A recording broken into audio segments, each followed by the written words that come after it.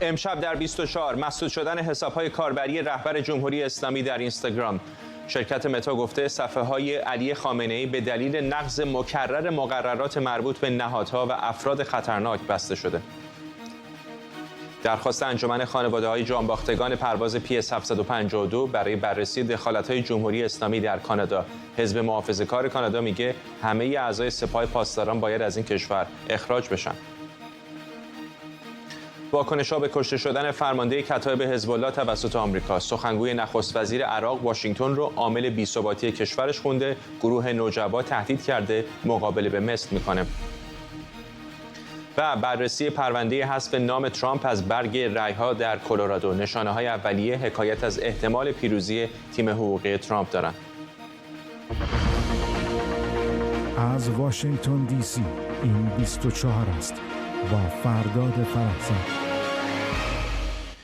بینندگان ایران اینترنشنال در ایران و سراسر جهان سلام و وقت بخیر. شرکت متا مالک فیسبوک و اینستاگرام حساب‌های رسمی علی خامنه‌ای رهبر جمهوری اسلامی رو در شبکه اجتماعی اینستاگرام مسدود کرده. سخنگوی متا به میدل ایست آی گفته دلیل این تصمیم نقض مکرر قوانین این شرکت از سوی این حساب است.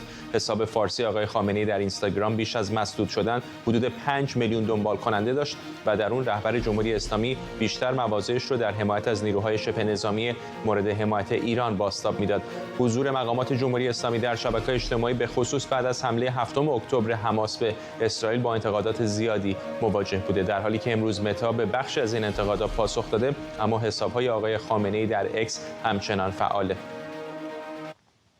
مهدی مهدوی‌آزاد روزنامه‌نگار و تحلیلگر سیاسی از بن و علیرضا منافی پژوهشگر اینترنت و امنیت دیجیتال از تورنتو با ما هستند. با آقای مهدوی‌آزاد شروع می‌کنم. میدونم که کارزارهای زیادی بسیاری از ایرانیان مخالف در این سال‌های اخیر برای شبکه‌های اجتماعی گذاشته بودند که حساب‌های مربوط به مقامات جمهوری اسلامی به خصوص آقای خامنه‌ای رو مسدود بکنن. تا به حال این اتفاق نیفتاده بود. فکر می‌کنید چه اتفاقی افتاده که متا چنین تصمیمی گرفت؟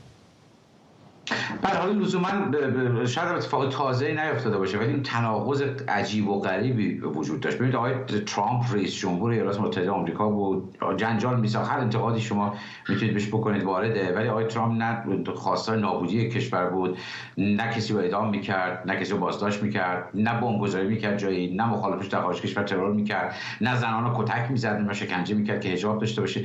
ببینید هیچ کدوم از این کارهایی که علی خامنه‌ای میکنن نمیکرد، ولی به توییتر حسابش مسدود کرد. به همین سادگی گفت از مقررات ما نمیدونم خارج شده و دیس اینفورمیشن انتشار داده و غیره. در مورد اکانت آقای خامنه‌ای هر چیزی، تمام مقررات و قوانین این شرکت ها همه چیز پا گذاشته میشد و خب به خاطر اینکه رهبر یک کشور محسوب میشد حسابش تا الان مونده بود و سوال این بودش که اصلا چرا مونده. ببینید یادتون باشه این حساب کاربری آقای خامنه‌ای که چون میگن که 5 میلیون و 100 هزار بیش از 5 میلیون فالوور داشت، این در مورد فارسی زبانش بوده. حساب انگلیسی آقای خامنه‌ای 204 هزار نفر دنبال کننده داشت. تفاوت عظیمی که بین دنبال کننده‌های خارجی و فارسی زبان وجود داره اتفاقا اینو تایید میکنه که احتمال داره از این 5 میلیون بخشش هم اساسا مال ارتش سایبری ایران باشه یا نباشه، حالا بحث دیگه هست. ولی این شرکت متا که الان فیسبوک و اینستاگرام داره، 4 تا در واقع اپلیکیشن اصلیش فیسبوک، اینستاگرام، واتس اپ و مسنجر فیسبوک. ببین تمام اینا در ایران فیلتره و بعدم اکانت آقای خامنه‌ای به در و دیوار فوش میداد، زمین فوش میداد و اساسا کسی هم نمیتونست باش برخورد کنه. من فکر میکنم اینجا صرف نظر از اتفاق افتادن نقطه است که اساسا یک کشور، یک شرکت، یک آدم به جایی میرسه که تصمیم نهایی خودش رو میگیره در مورد برخوردش. برای من تصور نمیکنم رابطه مستقیمی با مسئله غزه داشته باشه، هرچند احتمال لابی اسرائیل دور از ذهن نیست، هرچند فشارهای در واقع مخالفان گروه‌های تروریستی، گروه نیابتی ایران دور از ذهن نیست، ولی منطقاً مدیرانی که تصمیم گرفتن، مدیریت متا، کسانی که این تصمیم حالا دارن حمایت میکنن، در واقع باید سالها پیش میکردن و حالا مدت‌ها طول کشیده، حالا الان به نقطه سر به سر به نقطه اجرا رسیدن. آقای منافی، از زمانی که متا چنین تصمیمی گرفت میبینم که روی اکس یا همون توییتر سابقم بمباران داره میشه آقای ماسک توسط مخالفان جمهوری اسلامی که از او هم میخوان که حساب آقای خامنه‌ای رو در توییتر ببنده یا در همین اکس، ولی با توجه به رویکردی که از آقای ماسک میشناسیم و دفاع نامحدودش از آزادی بیان، چقدر فکر میکنید که ممکنه او هم تن به همچین کاری بده؟ درود بر شما. بله خب البته دفاع از آزادی بیانی که ایلان ماسک داره یک مقداری در حد شعار هست و گذشته نشون داده که کسی هم روی تصمیماتش نمیتونه تاثیرگذاری کنه و اون آخرین نفری هست و اولین نفری هست که در مورد سیاست‌های توییتر تصمیم میگیره. میشه یک پیش بینی کرد که فشارها میتونه تواناییشو داره که باعث بشه حساب خامنه‌ای در اکس هم بسته شه، با توجه به اینکه تمام مؤلفه هایی که برای بسته شدن یک حساب لازم هست و فعالیت های علی خامنه ای داره. مثلا متا گفته که ما برای جلوگیری از آسیب های دنیای واقعی افرادی که از خشونت پیروی میکنن و اعلام میکنن یا درگیر خشونت هستن و اجازه نمیدیم که توی این پلتفرم حضور داشته باشن. این قانون خب چندین سال وجود داره ولی الان متا اومده که یه جورایی این تصمیمش رو عملی کرده و گفته ما هم به صورت آنلاین هم به صورت آفلاین این رو مانیتور میکنیم و تصمیم میگیریم که چه کاری رو انجام بدیم. در این دسته‌بندی که حالا متا انجام داده که توییتر هم در این بخش خیلی شبیه به متا هست، خشونت، تهدید، نفرت پراکنی و افراد و سازمان‌های خطرناک سه دسته‌بندی اصلی هستند که حالا سازمان‌ها و افراد خطرناک که علی خامنه‌ای هم جزء همین دسته قرار گرفته، خشونت و تهدید و نفرت پراکنی و در زیر مجموعه خودش داره. توی متا اومده گفته که ما دو دسته‌بندی برای ارزیابی سازمان‌ها و افراد خطرناک رو در نظر گرفتیم و مهمترینش برای ما پیوند با خشونت هست. نهادهایی که از خشونت و حمله علیه غیرنظامی‌ها یا عملیات‌های جنایی سیستماتیک حمایت میکنن اجازه ندارن که توی متا فعالیتی داشته باشن، یا حتی اگر کسی ستایش بکنه یک حمله رو، یک خشونت رو، نمیتونه توی متا حضور داشته باشه. همه اینها در توییتر هم وجود داره، این قوانین علیه خشونت، ولی خب اجرایی نشده تا حالا، همونطور که توی متا هم وجود داشت و تا در مورد مثلا همین آقای خامنه‌ای، آقای ماسک اگه یادتون باشه همون موقعی که تازه همین حملات 7 اکتبر شروع شده بود، خامنه‌ای یک پست جنجالی در اکس داشت و همون موقع هم یک منشنی اتفاقا آقای ماسک داد و گفتش که حرفای منزجر کننده است، یعنی کلیت حرفش این بود و خامنه‌ای دنبال نابودی اسرائیل، هرگز چنین اتفاقی نخواهد افتاد، ولی بعد میگفت به عنوان کسی که رئیس یک حکومت هست مهمه که بشه صدای اونها رو شنید. بله این اتفاق افتاد، ولی خب توی توییتر ما دیدیم این اتفاق نیفتاد. یا حتی این موضوع که یه نفر که صدای یک حکومت هست یا یک نفر که آنچنان تریبونی نداره، این کلا مقداری در تضاد با رویکرد خود ماسک هم هست وقتی که اومده همچین حرفی رو زده. چون یه نفر اگر طرفدار آزادی بیان مطلق هست، براش نباید فرقی داشته باشه که یک کاربر توییتر هست، یک کاربر اکس هست که حالا مثلا 10 تا فالوور داره یا این که میلیون ها فالوور داره. مثلا ایلان ماسک وقتی که میاد حساب کسی که جت‌های شخصیشو فالو می‌کرده و سفرهای ایلان ماسک رو توی توییتر می‌نوشته مسدود می‌کنه، قاعدتاً وقتی بیاد یه حرفی در مورد این بزنه که رهبر جمهوری اسلامی حالا باید تریبونی در دستش باشه، این یه مقدار نشون دهنده تضاد در رفتارهای ایلان ماسک است. آقای مهدوی آزاد، ولی در کلیت چه کمکی می‌کنه حذف شدن حساب کاربری آقای خامنه‌ای از شبکه‌های اجتماعی؟ بذار قبلش من چند تا نکته بگم. اولی که ببینید اینستاگرام سال 2019 هم اکانت علی خامنه‌ای رو بسته بود، در واقع مسدود کرد و بعد از مدتی دوباره باز کرد. من در آنچه که در بیانیه و اظهار نظر شرکت متا دیدم، من ندیدم نوشته باشه که برای همیشه مسدود شده. شاید من دقت نکردم.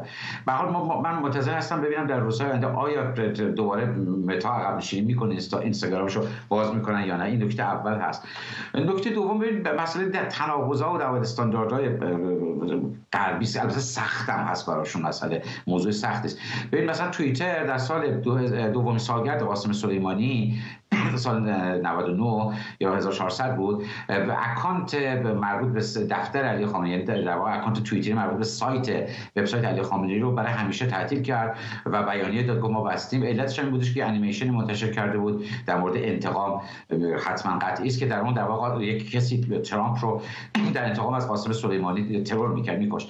و همون ویدیو در سایر حداقل در دو تا دیگه از اکانت‌های علی خامنه‌ای در همون توییتر منتشر شد ولی اونها رو تعطیل نکرد.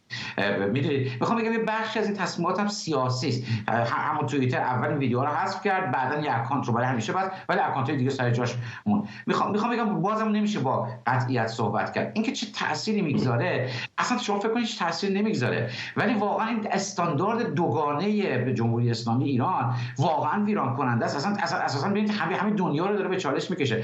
ببینید خودشون برای همه جای دنیا تلویزیون رو میندازن، رفتن تو اسپانیا هیسپان تیوی رو انداختن به زبان اسپانیایی، به عبری چند تا تلویزیون، عربی، انگلیسی. بعد حالا یک کشور دیگه اگه بخواد تلویزیون رو، زمین و زمان رو به هم میدوزن.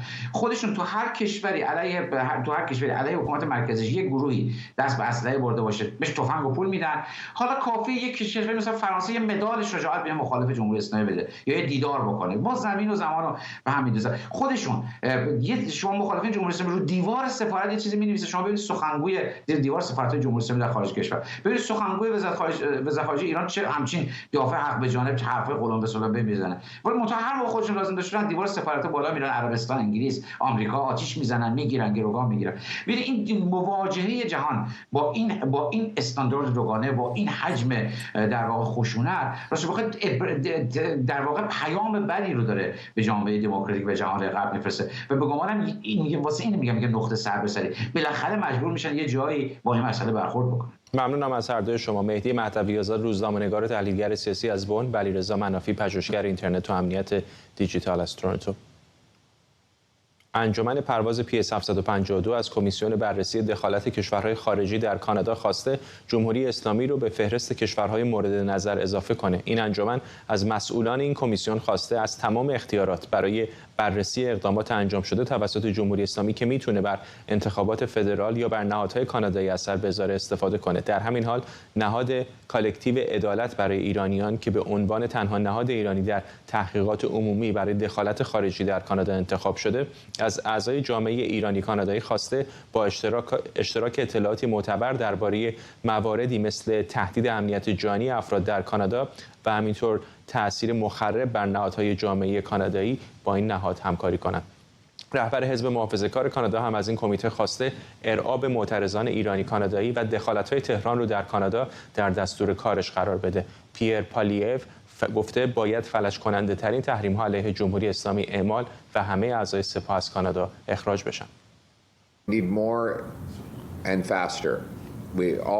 ما به پاسخی بیشتر و سریعتر نیاز داریم. ما باید همه کسانی که با میل و رغبت در سرکوب و فساد دیکتاتوری در تهران شرکت کردن رو فوراً از این کشور اخراج کنیم. ما باید سپاه پاسداران را ممنوع اعلام کنیم و تمام فعالیت‌های آن را جرم تلقی کنیم. باید فلج کننده ترین و وحشیانه ترین تحریم ها را علیه ایران اعمال کنیم. باید با متحدانمان برای مبارزه با تمام حلقه‌های ایرانی و تمام سازمان‌های تروریستی مرتبط با ایران همکاری کنیم.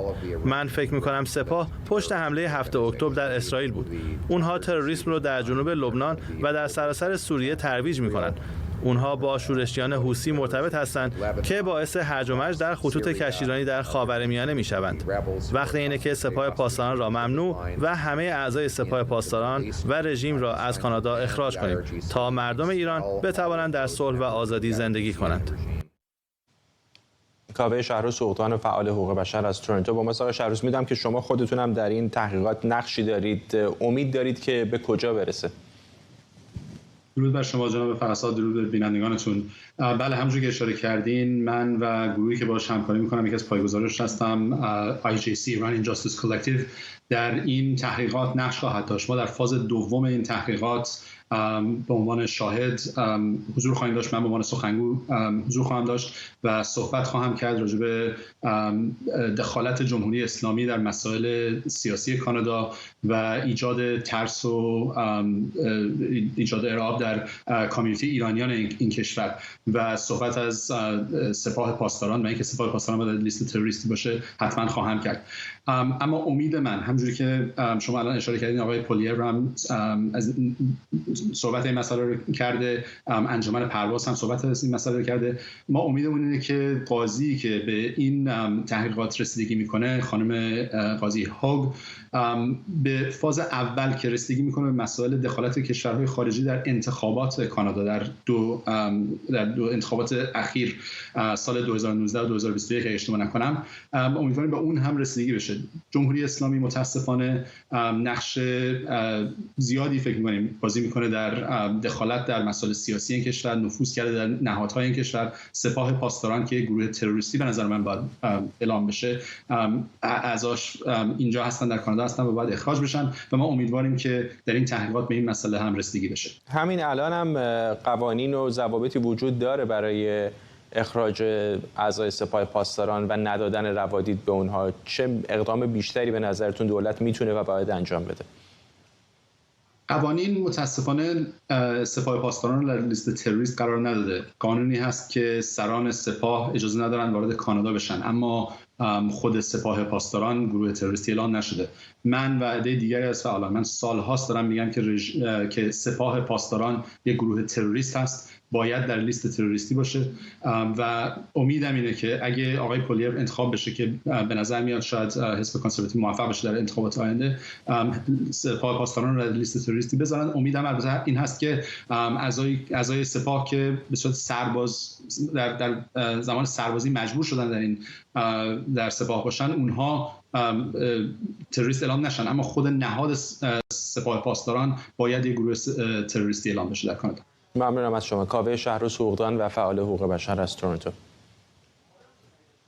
رئیس پلیس ضد جاسوسی سوئد میگه حملات برنامه‌ریزی شده جمهوری اسلامی رو در خاک این کشور خنثی کرده. 2 روز پیش رادیو سوئد خبر داد یک زوج ایرانی پناهنده به این کشور در پی افشای همکاریشون با سپاه و طراحی برای به قتل رسوندن 3 یهودی از سوئد اخراج و به ایران بازگردانده شدند. در همین حال توبیاس بیلستروم وزیر خارجه سوئد به حسین امیرعبداللهیان گفته موضوع تلاش‌های جمهوری اسلامی برای قتل شهروندان سوئدی یک مسئله جدیه. جزئیات بیشتر از همکارم مهران عباسیان. دانیل استرلینگ رئیس ضد جاسوسی پلیس سوئد گفته طی چند سال گذشته چندین عملیات تروریستی جمهوری اسلامی ایران در خاک سوئد خنثی شده. او به این اشاره داشت در حال حاضر هم جمهوری اسلامی برنامه‌هایی برای عملیات‌های تروریستی در خاک سوئد داره، اما نمیتونه جزئیات بیشتری رو در اختیار رسانه‌ها قرار بده، چون این بخش از پلیس امنیت سوئد قراره در موقع مقرر خودش بتونه این عملیات‌ها رو خنثی بکنه. طی چند روز گذشته زمانی که مشخص شد زوج ایرانی که سال گذشته به ایران دیپورت شدن قرار بوده 3 شهروند یهودی رو در این کشور ترور بکنن، رسانه‌ها از اقدامات جمهوری اسلامی و سپاه پاسداران گفتن و انتقاد شدید به وزارت خارجه سوئد داشتن. امروز توبیاس بیلستروم وزیر خارجه سوئد گفتگوی تلفنی با امیرعبداللهیان همتای خودش در ایران داشته. اعتراض خودش رو به امیرعبداللهیان گفته و اعتراض کرده به این اقدامات جمهوری اسلامی که طی سالهای گذشته در کشور سوئد قرار بوده رخ بده و جان شهروندان سوئدی رو به خطر بندازه. همچنین توبیاس بیلستروم از امیرعبداللهیان خواسته هرچه زودتر یوهان فلودرس، شهروند سوئدی که در ایران زندانی هست و دادستان برای او خواهان اشد مجازات همان اعدامه، هرچه زودتر توبیاس بیلستروم خواسته این شهروند سوئدی آزاد بشه تا بتونه به سوئد برگرده. خب رسانه‌های مختلف سوئدی انگشت اتهامشون رو به سپاه پاسداران هست. بیشتر این رسانه‌ها از سپاه پاسداران نوشتن، چیزی که پلیس امنیت سوئد هم این رو تایید کرده که این اقدامات تروریستی در سوئد که قرار بوده انجام بشه توسط سپاه پاسداران جمهوری اسلامی ایران برنامه‌ریزی شده. بعد از افشا شدن زوج ایرانی چندین در واقع افشاگری توسط رسانه‌های سوئدی انجام شد. یکی دیگه از اونها یک دانشجوی ایرانیه که سال گذشته او هم به ایران دیپورت شده، کسی که از طرف سفارت جمهوری اسلامی ایران در سوئد پول به حساب او واریز می‌شده و این پول‌ها رو به صورت نقد به افرادی که قرار بوده عملیات‌های تروریستی انجام بدن میرسونده. حالا او هم در سوئد دادگاهی نشده و به ایران دیپورت شده. یکی دیگه از انتقادهایی که به دولت سوئد هست اینکه بعد از این افشاگری‌ها چرا دلیل این دیپورت ها رو بدون محاکمه در واقع روشنگری نمیکنه دولت سوئد که به چه دلیل این افراد اینجا در سوئد محاکمه نشدن و به ایران دیپورت شدن. مهران عباسیان، سکون. ساعتی پیش عباس الدبس، یک مقام حزب الله، در حمله پهپادی به خودرویی در جنوب لبنان کشته شد. گفته میشه یک پهپاد خودروی حامل آقای دبس رو در منطقه نباتیه هدف قرار داده. حمله به این مقام حزب الله یک روز بعد از کشته شدن ابوباقر السعیدی، فرمانده ارشد کتایب حزب الله در بغداد که مسئولیت اون رو آمریکا به عهده گرفت. جزئیات بیشتر از بابک اسحاقی، خبرنگارمون در تل‌آویو. در 125مین روز از جنگ بین اسرائیل و همسایگانش در شمال و جنوب، امروز شمال اسرائیل و جنوب لبنان روز بسیار پرتنشی را طی کردن. روز عادی اصولا تبادل آتش بین هر دو طرف برقرار هستش، اما امروز از صبح خیلی زود موشک هایی که از سوی حزب الله لبنان به شمال اسرائیل پرتاب شد شروع شد و پس از اون هم اسرائیل پاسخ داد تا اینکه خبر از شهر نباتیه رسید. شهر نباتیه جایی هستش که اسرائیل تا کنون در جنوب لبنان به اون حمله نکرده بود و اولین بار هستش که به گفته رسانه ها یکی از پهپادهای اسرائیلی، یکی از ماشین ها، اتومبیل هایی که چند تن از افراد حزب الله در اون بودن را مورد حمله قرار میده. از فیلمی که از این واقعه بیرون اومده نشان داده میشه که حمله بسیار دقیق بوده و تنها اتومبیل بوده که مورد اصابت قرار گرفته. در این حمله عباس الدبس، یکی از فرماندهان حزب الله که گفته شده که نقشی در سازماندهی فرماندهی قسمت هوایی بخش سوریه را هم در دست داشته، کشته شده. گفته شده که یکی دیگر از فرماندهانی که قرار بوده در این عملیات کشته بشه اما توانسته که فرار بکنه. اما همانطوری که گفتم عباس الدبس، یکی از فرماندهان حزب الله، همراه با یکی دیگر از افراد حزب الله در این حمله کشته شدند. امروز در حمله‌ای که حزب الله لبنان قبل از این حمله انجام داده بود، یک خانه در شهر متولا مورد اصابت قرار گرفت. یک نفر به شدت در اونجا زخمی شد. در حمله دیگری هم چند سرباز به طور سطحی زخمی شدند و در چندین مورد دیگر هم ضد هوایی‌های اسرائیل موشک‌های حزب الله را در هوا شکار کردند. اما در مقابل بجز حمله‌ای که در نباتیه انجام شده، ارتش اسرائیل میگوید که به زیرساخت‌های حزب الله امروز حمله کرده.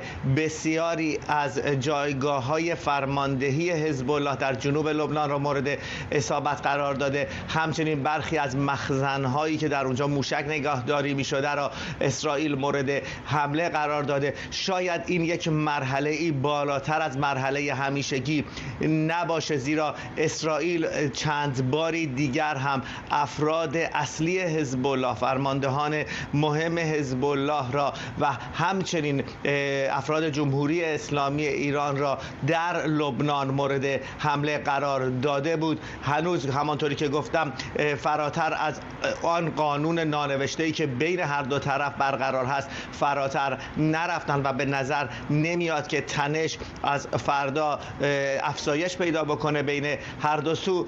اما همانطوری که میبینید جنگ در حالی که در جنوب اسرائیل ادامه داره، در شمال اسرائیل هم بین حزب الله لبنان و اسرائیل ادامه داره. بابک اسحاقی، اسرائیل.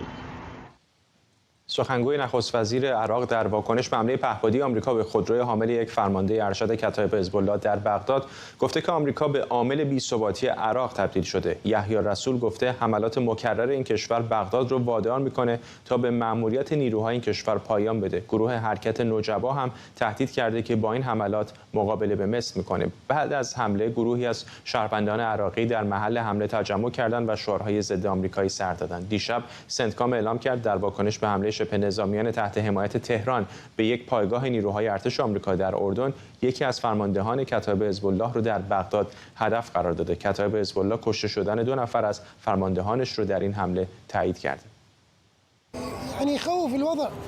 اوضاع ترسناک است. کل وضعیت امنیتی ترسناک است. الان ما با خانواده در خیابان قدم میزنیم. اگر این حمله کمی قبلتر رخ میداد ما چی میتوانستیم بکنیم؟ اگر کسی از خانواده یا دوستان ما کشته شود نمیتوانیم تحمل کنیم. آنچه قبلا برای ما اتفاق افتاد برای هیچ شهروند عراقی آسان نیست. بنابراین ما نمیتوانیم آن را تحمل کنیم. از مقامات میخواهیم که در این موضوع دخالت کنند. این موضوع خطرناک است. بسیار خطرناک. حسام دستپیش تحلیلگر مسائل خاورمیانه از بروکسل با ما. آقای دستپیش، درسته که این حملات خیلی هدفمندتر و کوچکتر هستند در مقایسه با حملاتی که مثلا در ابتدا در دیر و زور ارتش آمریکا انجام داد، ولی به نظر میرسه که خیلی ضربه کاریتری به جمهوری اسلامی و گروه‌های نیابتیش میزنن تا حملاتی که پیشتر انجام دادن. اینطور نیست؟ دقیقاً. اتفاقاً این حمله خیلی معنادارتر از حملاتی است که در به اصطلاح شبی که همه منتظر بودند ایالات متحده انجام داد. ببین، حمله که اتفاق افتاد به نظر من یه موقعیت فوق‌العاده حساسی رو در روابط ایالات متحده و عراق داره شروع میکنه. من فکر میکنم که ایالات متحده از اون حالت محافظه‌کاری یا تعارفی که با دولت عراق داشت در رابطه با نوع رابطش با گروه‌های میلیشیایی، تأثیری که جمهوری اسلامی در این رابطه داره و نوع سنجشی، نوع تنظیمی که اونها در این رابطه به کار میبرن، تعارف کنار گذاشت. مستقیما یک حرکت معناداری اگه بخوام تشریح کنم در منطقه نازی‌آباد بغداد انجام داد، به این معنا که این پیام رو برسونه که ما اشراف اطلاعاتی داریم، ما توان این رو داریم که بدون به اصطلاح تلفات انسانی این کار انجام بدیم، ما قدرت این رو داریم که در هر کجایی که شما تصورش رو میکنین به شما برسیم. به همین دلیل فکر میکنم که این حرکتی که در ایالات متحده انجام داد بسیار معنادار خواهد بود در روابط ایالات متحده و عراق، و اگر عراقی ها حداقل شیعه ها راه حلی برای این مسئله پیدا نکنن، منجر به بحران یا شکاف خواهد شد. آقای دستپیش، الان تعداد نیروهای آمریکایی که در عراق و سوریه هستند خب قابل مقایسه با چند سال پیش نیست و خب همین اونها رو تبدیل به هدف میکنه، کمان که در اردن مثلا دیدیم که چه کار کردن. چقدر فکر میکنین این تهدیداتی که مثلا گروه نوجبا الان داره متوجه آمریکا میکنه ممکنه جدی بشه و منجر به این بشه که آمریکا حتی زودتر از اون چه که اعلام کردن از منطقه خارج بشه؟ مسئله اینه که این نوجوان نیستن که در این مورد تصمیم میگیرن. این کتایب حزب الله نیست که این در این مورد دارن بازیگری میکنن و این حشر شعبی در کلیت خودش نیست که داره در این مورد به یک بازیگر تبدیل میشه. مسئله رابط ایالات متحده با جمهوری اسلامیه. مسئله اینه که جمهوری اسلامی در عراق رفتاری رو انجام میده به مانند آنچه که در تهران انجام میده. به عبارتی به اون چیزی که گفته میشه سیاست خارجی جمهوری اسلامی در عراق ادامه سیاست داخلی اونه. این به اون معناست که عراق رو میخواد به یک دامین خودش، به یک نیروی کاملا وابسته به خودش تبدیل کنه که بتونه سیاست‌های منطقه‌ایش رو از این طریق به پیش ببره. اما بنده فکر میکنم که نگاه ایالات متحده با توجه به کارت هایی که در دست داره، مخصوصا در مسائل اقتصادی، تمام تواناییش رو به کار خواهد برد که از این مسئله جلوگیری کنه. اما در حال حاضر کارتی که در دست داره، مشکلی که با اون روبروست مسئله جنگ غزه است، مسئله اسرائیل، مسئله حوثی هاست و مسئله سوریه است. به همین خاطره که ما هنوز اون حرکت جدی از ایالات متحده به معنای یک بازی 0-100 با شیعه باشه رو ندیدیم. اما اونچه که اتفاق افتاد در مرکز بغداد میتونه ابتدای این موضوع باشه، به این معنا که آنچه که جمهوری اسلامی در عراق میخواد باید به نوعی کنترل بشه یا مدیریت بشه که بیشتر از این به منافع اونا یا حداقل به هیبت ایالات متحده ضربه نزنه. ممنونم از شما. حسام دستپیش، تحلیلگر مسائل خاورمیانه از بروکسل. یک رسانه وابسته به ریاست استخبارات طالبان در واکنش به اظهارات حسن کاظمی قمی، نماینده ویژه جمهوری اسلامی در امور افغانستان، نوشته تهران با سیاست تضعیف سنی‌ها و تقویت شیعیان سیاست شکست خورده‌ای رو در خاورمیانه دنبال می‌کنه و اگر این سیاست رو تغییر بده امنیت نسبی در منطقه برقرار میشه. پیشتر کاظمی قمی گفته بود افغانستان بخشی از محور مقاومت و اگر لازم باشه بیش از یک لشکر به گفته او از بیش از یک لشکر به گفته او استشهادی از افغانستان به حمایت از غزه خواهند رفت. وبسایت المرصاد نوشته چرا جمهوری اسلامی به حزب الله که از هر نظر در منطقه قویه دستور جنگ با اسرائیل نمیده یا خودش مستقیم وارد جنگ نمیشه. این وبسایت نوشته یکی از دلایل بی‌علاقگی کشورهای عربی به جنگ فلسطین ارتباط قوی حماس با جمهوری اسلامیه. همین وبسایت گفته تعجب آوره که نیروهای جمهوری اسلامی سنی‌ها رو در عراق، سوریه و یمن میکشن اما در فلسطین از اونها دفاع میکنن. افغانستان در یک مسیر دورتری از غزه است. اما اون چیزی که امروز از افغانستان ما میبینیم و دیده میشود اینه که افغانستان بخشی از محور مقاومت هست.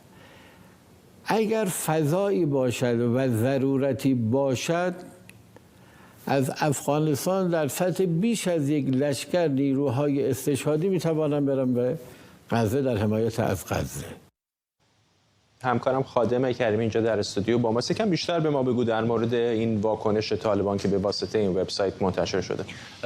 پیش از اینکه به این بپردازم، به نظرم یک از مهمترین نکته ها که در گفته آقای قمی، کاظمی قمی وجود داره که یک نوع تقدیس سازی عملیات های انتحاری است.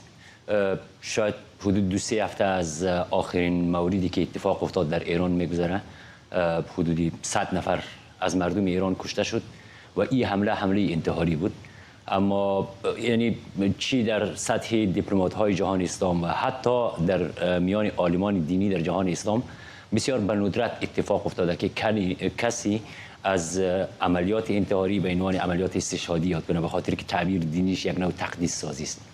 به هر حال المرصاد رسانه وابسته به استخبارات طالبان و در این مطلب به 2-3 نکته مهم اشاره کرده. اول گفته که جمهوری اسلامی برخلاف آنچه که اعلام میکنه یا در پروپاگاندای خود میگه که در واقع هوای اسلام را داره، در عمل در پی تضعیف سنی ها و حمایت از شیعیان و در صددیه که به اصطلاح امپراتوری شیعی در خاورمیانه ایجاد کنه و این باعث شده یک از دلایل اصلی بی‌ثباتی در خاورمیانه و ناامنی در خاورمیانه است و اگر این سیاست تعدیل شود امکان این وجود داره که یک ثبات نسبی در منطقه به وجود بیاید. نکته دومی که اهمیت داره در این مطلب ای که گفته اگر شما میخواین با اسرائیل بجنگین چرا خود مستقیم وارد جنگ نمیشین یا از گروه های نیابتی که مستقیما تحت فرمان شماست و شما حمایت میکنه مثل حزب الله که قوی هم هست گوش به گوش اسرائیل دیوار به دیوار شر از اونها نمیخواین که مستقیما وارد جنگ شه و با آن که میفهمیم که در ماهای گذشته اسرائیل به انواع مختلف و حزب الله ضربه زده. نکته سومی که مطرح کرده که به نظر من نکته جالبیه ایه که یک از دلایل اصلی کشورهای عربی به خصوص کشورهای حاشیه خلیج فارس به جنگ فلسطین علاقه نشان نمیده، دلیلش هم این است که ایران یک رابطه تنگاتنگ با حماس داره و این کشورها حتی حاضر است به قیمتی رقم خوردن فاجعه‌ای که اکنون در غزه شاهدش هستیم به این قیمت حاضر هستند که در آن حدی که باید دخالت نکنند. همین الان هم رابطه جمهوری اسلامی طالبان در این 2-3 سال اخیر خیلی پیچیده بوده. چقدر اظهارات این چنینی پیچیده تر میکنه این رابطه رو؟ میشه گفت رابطه جمهوری اسلامی و طالبان یک جمع ضدین است، یعنی با وصفی که در ماهیت ضد همدیگر است، همدیگر نقص میکنه، اما به دلیل یک سری مسائل تاکتیکی و منفعت‌های کوتاه مدت یک اتحادی تاکتیکی انجام دادن. پیش از آقای قمی یک اتفاق دیگه که رخ داد در دسامبر 2022 یک فایل صوتی از سفیر پیشین جمهوری اسلامی در کابل آقای بهادر امینیان منتشر شد که ظاهرا در یک جمع خودی گفته شده بود و در او فایل گفت که افغانستان تبدیل شده به محل تجمع گروه‌های بنیادگرای اسلامی مثل القاعده و داعش اینا و طالبان با اینا در ارتباط است و در او فایل گفته بود که این یک مصیبت نه تنها برای منطقه که برای ایران و حالا جدای از اینکه روایت تاریخی چقدر تفسیرش درسته گفته بود که در نهایت ما مجبوریم طالبان رو مثل مغول‌ها متمدن کنیم. آقای امینیان جزئی از تیم وزارت خارجه جمهوری اسلامی بود. زمانی که فایل منتشر شد سپاه وارد شد، یعنی عملا تیم دیپلماسی جمهوری اسلامی در کابل تغییر کرد، از کادرهای وزارت خارجه جای خود داد به اعضای سپاه. میفهمیم کاظمی قمی از اعضای با سابقه سپاه قدس است، امیر رقم معاون آقای قمی در کابل سید حسین مرتضوی که تقریبا بخش زیادی از عملیات‌های جاسوسی و استخباراتی جمهوری اسلامی را در کابل هدایت میکنه از اعضای با سابقه سپاه است. بنابراین یک سری منافع کوتاه مدت و یک سری تهدیداتی مشترک باعث شده که دو نظم سیاسی که در ماهیت عملا در ضدیت با همدیگر قرار داره و همدیگر را نفی میکنه باعث شده که یک اتحاد تاکتیکی کنه. مسئله داعش است در افغانستان، قدرت گرفتن ولایت خراسان داعش که هم برای طالبان یک تهدید استراتژیک و هم میفهمیم که در برابر جمهوری اسلامی ایران یک تهدید استراتژیک. مسئله خصومت جمهوری اسلامی با امریکا و 20 سال جنگ طالبان با امریکا باعث شده که یک نوع همسویی بین اینها ایجاد شود. از مسائل کوچکتر دیگه مثل در مقیاس با ایچی مسئله مهاجرت، مسئله روابط بازرگانی بین دو کشور و به همین ترتیب مسائل مثل آب اینا باعث شده که یک همسویی تاکتیکی ایجاد شود. اما به نظر نمیرسه که آب این دو گروه بنیادگرای اسلامی یکی شیعه یکی سنی سرانجام تا آخر به یک جوی روان باشه. ممنونم از تو خادم کریمی، همکارم اینجا در استودیو. بعد از گزارش ایران اینترنشنال درباره روابط پنهان وزارت خارجه ایران با گروه بین‌المللی بحران، 3 عضو جمهوریخواه مجلس نمایندگان آمریکا در نامه‌ای به وزارت دادگستری این کشور خواهان تحقیق درباره این موضوع شدند. در این نامه که 3 روز پیش به مری گارلند دادستان کل آمریکا فرستاده شده و نسخه از اون هم به دست ایران اینترنشنال رسیده، جیم بانکس، الیز استفانیک و مایکل والتز اعضای جمهوریخواه مجلس نمایندگان آمریکا نوشتن الگوی رفتاری مشخصی درباره اعضای گروه بحران وجود داره که نشون میده این سازمان مستقل نیست، بلکه به گفته این قانونگذاران بلندگوی جمهوری اسلامی در ایالات متحده است. همکارم آرش علایی از کنگره آمریکا با ماست. آرش، چقدر احتمال داره که واقعا وزارت دادگستری پیگیر این درخواست این قانونگذاران آمریکایی بشه؟ مجبوره بشه.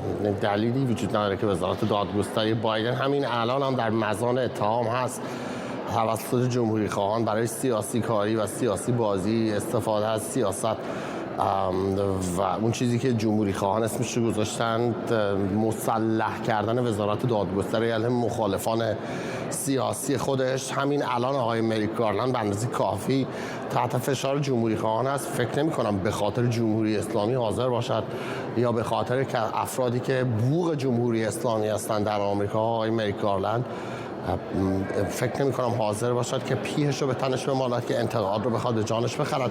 ضمن که این چیزی نیست که اصلا مری گارلند در این زمینه بخواد درش مسئولیتی داشته باشد. این یک قانونی است به اسم فارا، یک قانونی است که مدت هاست در آمریکا به خاطرش خیلی آدم‌های بزرگتری از آدم‌هایی که در دولت آمریکا پست‌های مهم داشتن به خاطر نقض قانون فارا محاکمه، بعضا محکوم شدن، زندان رفتن، جریمه دادن. حالا اعضای گروه بحران که خب غیر از یک نفرشون کسیشون پست مهم دولتی ندارد، ولی یادمون هست آقای مایکل فلین مشاور ارشد امنیت ملی ترامپ اگر یادتون باشد به خاطر نقض همین قانون فارا میگفتن اون موقع با سفیر روسیه در واشنگتن ارتباط برقرار کرده بود، با اینکه در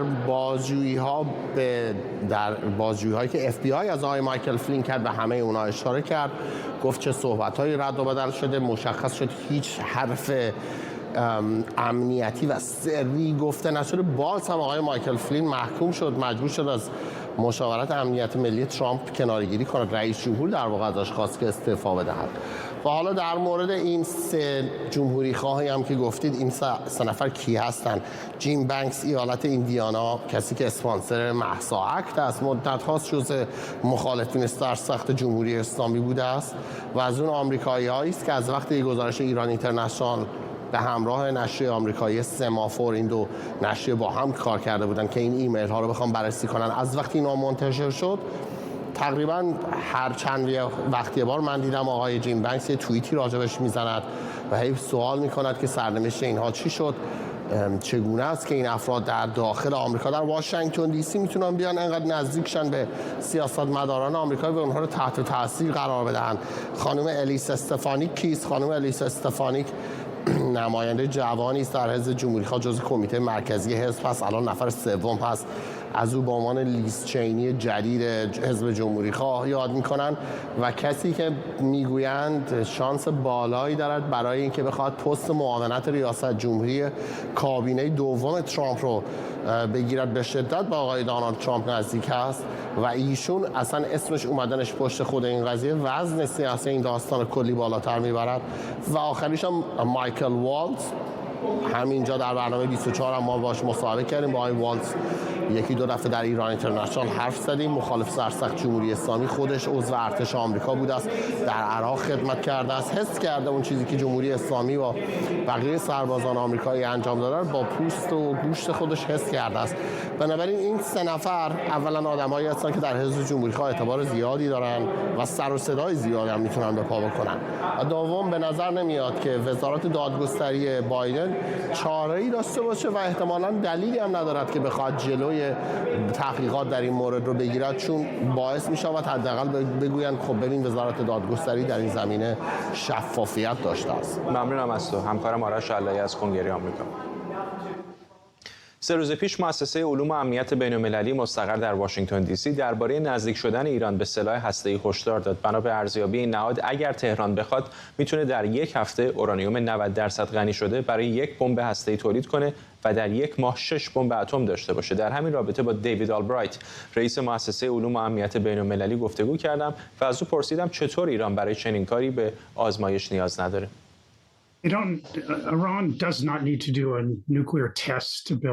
ایران برای ساخت سلاح هسته‌ای نیازی به آزمایش هسته‌ای نداره. برنامه اصلی تسلیحاتی اونا که حدود سال 2003 به پایان رسید، برنامه‌ای بود که برای اجتناب از نیاز به انجام آزمایش‌های هسته‌ای زیرزمینی در مقیاس کامل طراحی شده بود. کاری که ایران انجام داد، طراحی برنامه‌ای بود که در اون میتونست قطعات و اجزای فرعی رو آزمایش کنه و سپس کل دستگاه مونتاژ شده رو منهای اورانیوم با درجه تسلیحاتی آزمایش کنه و راهی هم برای دونستن موفقیت آمیز بودن آزمایش داشته باشه. ما این رو آزمایش سرد هسته‌ای می‌گیم که بعد با داشتن اورانیوم تسلیحاتی میتونه به انفجار هسته‌ای منجر بشه. ما نمیدونیم که اونا هنوز این آزمایش سرد رو انجام دادن یا نه، اما توانایی انجام سریعش رو دارن. تهران میتونه به سرعت مقدار زیادی اورانیوم با درجه تسلیحاتی بسازه. اونها اورانیوم با درجه کافی برای ساخت 6 سلاح در یک ماه رو با استفاده از سانتریفیوژهای موجودشون دارن.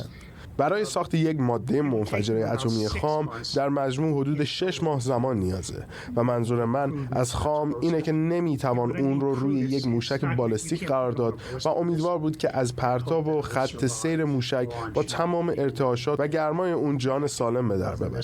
اما ایران روی آزمایش‌های زیرزمینی آن کار خواهد کرد و به دنبال مواد منفجره اتمی خام خواهد بود و بعدش هم از طریق مثلا یک درز اطلاعاتی به جهان نشان خواهد داد به قدرت هسته‌ای تبدیل شده. بعد از اون بستگی به واکنش جهانی نسبت به ایران داره که معلوم میکنه آیا جمهوری اسلامی میتونه سلاح هسته‌ایشو با موشک بالستیک پرتاب کنه یا خیر. منظورم اینه که بخش‌های زیادی از برنامه سلاح‌های هسته‌ای ایران در تاریکی قرار داره و دونستن تمام دستاوردهای اونها در طی سال‌های گذشته در زمینه تبدیل اورانیوم غنی شده به سلاح هسته‌ای که قابلیت پرتاب توسط موشک بالستیک رو داشته باشه دشواره. در ادامه از دیوید آلبرایت پرسیدم آیا فکر میکنه برنامه هسته ایران به نقطه بدون بازگشت رسیده و چقدر آمریکا و اسرائیل به تهران اجازه میدن این مسیر رو ادامه بده. I think we're at a point of no return, but I do think we're, as we mentioned in our study, we're at a point of extreme danger. نه، فکر نمی کنم در نقطه غیر قابل بازگشتی باشیم، اما همونطور که در گزارش هم ذکر کردم فکر می کنم در خطر شدید قرار داریم که فکر می کنم برای ما این اولین بار در سالهای اخیره که به نوعی می بینیم همه چیز کنار هم قرار گرفته و تصویری ایجاد کرده که در آن ایران ممکنه تصمیم به ساخت سلاح هسته‌ای بگیره و اگر این کار رو انجام بده توانایی انجام انجام سریع اون رو داره.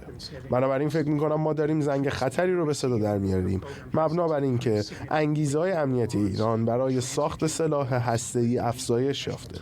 شفافیت برنامه هسته‌ای ایران به دلیل ناسازگاری تهران با آژانس بین‌المللی انرژی اتمی به میزان قابل توجهی کاهش یافته. قابلیت‌های تسلیحات هسته‌ای ایران در چند سال گذشته افزایش یافته و بنابراین هر لحظه یا زمانی که توجه مردم به جای دیگری است ممکنه تصمیم بگیرن این کار رو انجام بدن. یعنی بیاید صادق باشیم. منظورم اینه که رسانه‌های جریان اصلی این روزها به سختی به موضوع هسته‌ای ایران می‌پردازن.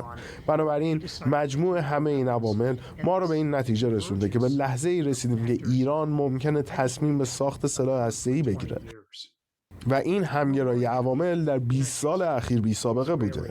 ما نگران هستیم که ایالات متحده و سازمان‌های اطلاعاتی اسرائیل منحرف شده باشند و همانطور که در حمله 7 اکتبر حماس دیده شد، اطلاعات اسرائیل بی‌نقص نیست. یعنی ایران میتونه نقطه تاریکی رو ایجاد کنه که در اون به دلیل کمبود منابع اطلاعاتی امکان اشتباه وجود داره. منظورم اینه که ما زنگ خطر رو به صدا در میاریم، چون به نظر ما این یک امر اجتناب ناپذیر نیست. من فکر میکنم یکی از مهمترین کارهایی که باید انجام بشه اینه که رئیس جمهور بایدن با حمایت دولت اسرائیل به ایران بفهمونه که حتی اگر اولویت‌های دیگری داشته باشیم ما شما رو زیر نظر داریم و بر شما متمرکز خواهیم بود و می‌خواهیم بدونیم که به سمت ساخت سلاح هسته‌ای حرکت می‌کنید یا خیر. باید به ایران فهمونده بشه که اگر این حرکت رو ببینیم یک حمله نظامی بسیار قدرتمند رو آغاز خواهیم کرد. بنابراین فکر می‌کنم اولین اقدام درباره ایران این باشه که بفهمه برنامه هسته‌ایش از سوی قدرت‌های غربی زیر نظره و اگر به سمت ساخت تسلیحات هسته‌ای گام برداره، قدرت‌های غربی مایلن به سرعت علیه ایران حمله کنن. چیز دیگری که به شدت به اون نیازه، توانمند کردن بازرسان بین‌المللی انرژی اتمیه. اونها افرادی هستن که میتونن فعالیت‌های مشکوک و اگر اینکه ایران بخواد سلاح هسته‌ای بسازه رو رصد کنن. دیوید آلبرایت بود، رئیس مؤسسه علوم و امنیت بین‌الملل در واشنگتن. الهام علیوف با 92.5% آرا برای پنجمین دوره متوالی برای یک دوره 7 ساله دیگه رئیس جمهوری آذربایجان شد. رویترز به نقل از مقامات این کشور گفته میزان مشارکت مردم در انتخابات روز چهارشنبه حدود 76% بوده. مقامات جمهوری آذربایجان میگن انتخابات ریاست جمهوری که بعد از سرکوب اخیر رسانه‌ها برگزار شد منصفانه و شفاف بوده و محبوبیت الهام علیوف بعد از پیروزی بیشتر شده، اما بعضی گروه‌های حقوق بشری میگن انتخاباتی که باکو برگزار کرده آزاد و منصفانه نبوده.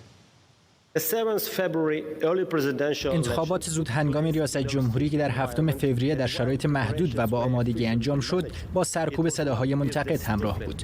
این نخستین دور از انتخابات است که در سراسر جمهوری آذربایجان برگزار شد و انعکاسی از نظرات عمومی بود. رئیس جمهوری به طور معنادار با چالش روبرو نشد و این مسئله به همراه فضای محدود برای رسانه‌های مستقل، جامعه مدنی و احزاب سیاسی و همینطور قدرتمندتر شدن اداره موجود به انتخاباتی انجامید که از تنوع واقعی بی بهره بود. علیف در حالی پیروز شده که مخالفانش میگن او و خانواده‌اش با فساد مالی و سیاسی یک حکومت خودکامه رو رهبری میکنن. همکارم امید حبیبی نیا با ایلیا لوژوسکی، پژوهشگر ارشد پروژه گزارش جرایم سازمان یافته و فساد در همین باره گفتگو کرده. گذشته از فساد اقتصادی که ما در اینجا درباره اون تحقیق میکنیم، علیف یک حکومت خودکامه فاسد رو رهبری میکنه که در هر انتخاباتی پیروز میشه. اینها انتخابات مشروع و دموکراتیک نیستند و نتیجه از قبل معلومه. مضحک‌ترین اتفاق در سال 2013 افتاد، یعنی قبل از اینکه رأی گیری شروع بشه، نتایجش علیف رو پیروز اعلام کرده بود. برای همین هم من شکی ندارم که امروز هم یک بار دیگه علیف برنده اعلام میشه. علیف و دولتش تلاش میکنن تا اونجا که میشه در انتقال پولها و دارایی‌ها در خارج مخفیانه عمل کنن. با توجه به اینکه اونا شرکت دولتی نفت و گاز رو اداره میکنن، دارایی‌های زیادی در خارج دارن. تحقیقات ما در سالهای اخیر نشون داده که خانواده علیف حدود 700 میلیون دلار املاک در لندن دارن.